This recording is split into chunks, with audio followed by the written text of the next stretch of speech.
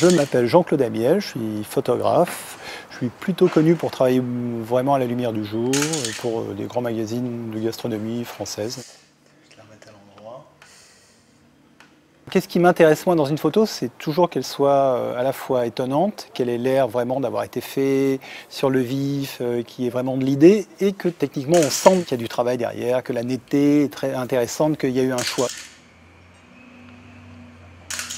On ne peut pas dire qu'on fait ça au dernier moment. S'il n'y a pas le bon matériel, s'il n'y a pas les bons endroits, si tu n'as pas réfléchi à ce que tu allais faire, c'est pas vrai de dire que tu t'en sors.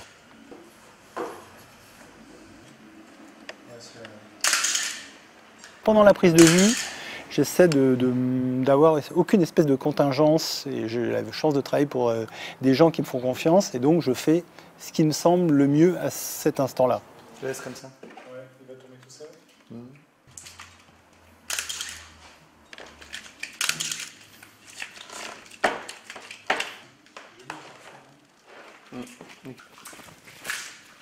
C'est un métier de passion. Tu ne peux pas faire des photos tous les jours si tu n'es pas passionné. C'est pas vrai. En plus, quand tu fais des photos de gastronomie, si tu n'aimes pas manger, c'est carrément pas possible.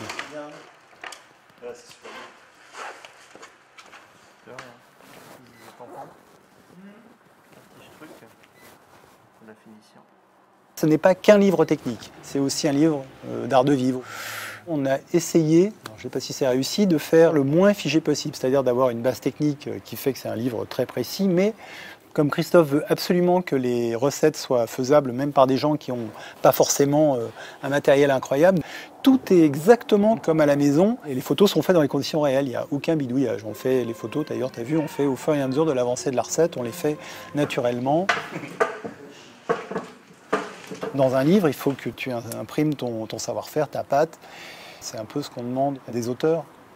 Je regarde un peu aussi les bouquins à l'étranger, j'en connais pas des comme ça. On y a mis notre savoir-faire, c'est sûr, mais notre patte, effectivement, ça ressemble pas aux autres, oui, je pense, oui.